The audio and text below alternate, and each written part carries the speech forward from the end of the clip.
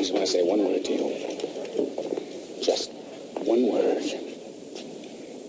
Yes, sir. Are you listening? Yes, I am. Plastics. Exactly how do you mean? There's a great future in plastics. Think about it. Will you think about it? Yes, I will. Enough said. That's a deal.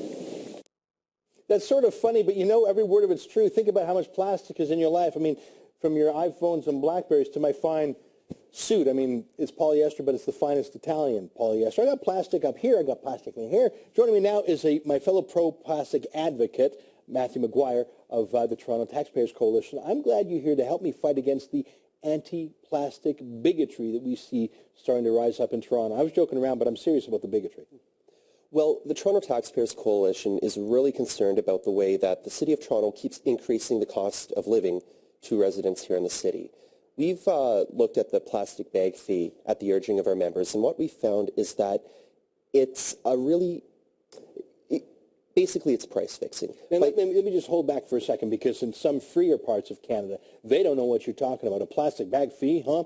This is basically a city bylaw, right, that requires every store in the city to charge you a nickel for a plastic bag, even if they would give it to you for free, even though it doesn't even cost 5 cents. So that's what we're talking about, right? That's right. Anywhere you go in the City of Toronto, some have called it a tax, and anywhere you go in the City of Toronto, if you want a plastic bag for your newspaper, your groceries, whatever you're purchasing, it's 5 cents or more for each plastic bag. Now, the money doesn't go to the government, though. It's just you're forced to pay it to the realtor. Is that correct?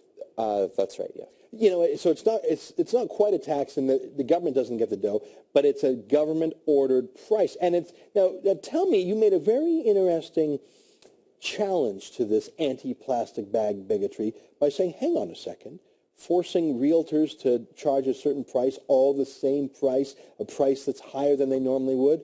Well, we call that price fixing. That's normally illegal. Tell me what your theory is about how the Competition Act would apply to this anti-plastic bag bylaw.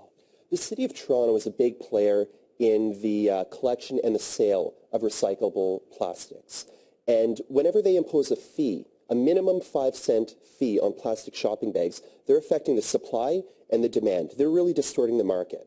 They're turning it upside down. They're doing this to the city's financial benefit and to the financial detriment of consumers. How is this a benefit to the city?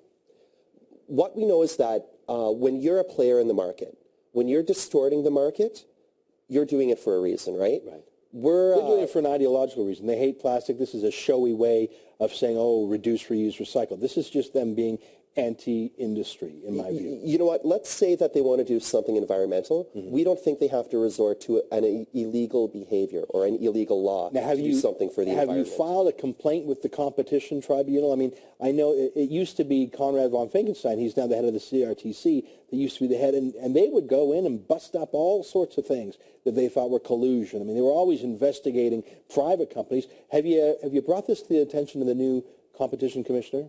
We did. We submitted this a little over a week ago, and since then we've had about 225 residents join us and submit similar complaints. So have you received any feedback at all from the Competition Tribunal? We received confirmation they are investigating. They will get back, and they will likely contact me for more information. What kind of powers does the Competition Tribunal or Commissioner have to bust up the kind of price fixing that the City of Toronto wants to push? The penalties are pretty serious, actually. If you go online, you can look. You can see people have served time in prison. People have paid multiple millions of dollars in penalties. Millions of dollars. People have had to serve, community service. Now, traditionally, I'm trying to think of a case where the Competition Tribunal has gone after a government. I can't think of one. I know they go after companies, but does the law, as far as you know, would it apply to a city hall?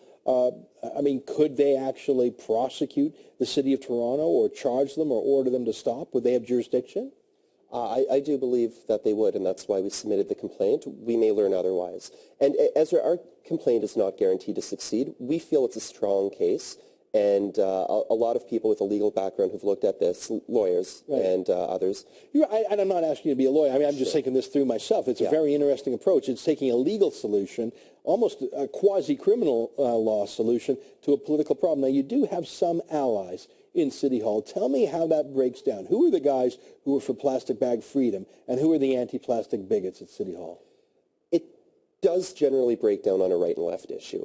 Some of the people who are more centrist, center-right, those councillors tend to agree with us, with some exceptions. There's one councillor who is regarded as center-right who wants to have the funds diverted to the city's tree canopy. Oh, so he wants to turn it into a true tax. Well, she actually, but she points out that the city has saved $100,000 a year in landfill costs. So that's the financial benefit, eh? No, not at all.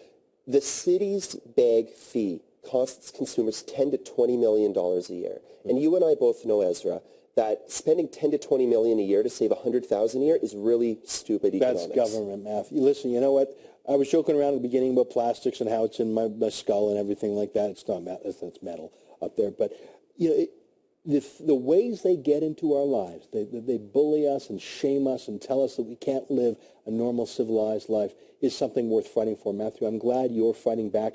I hope the Competition Tribunal applies their magnifying glass, not just to private sector bullies, but to public sector bullies too. I think you're on the right side of this one.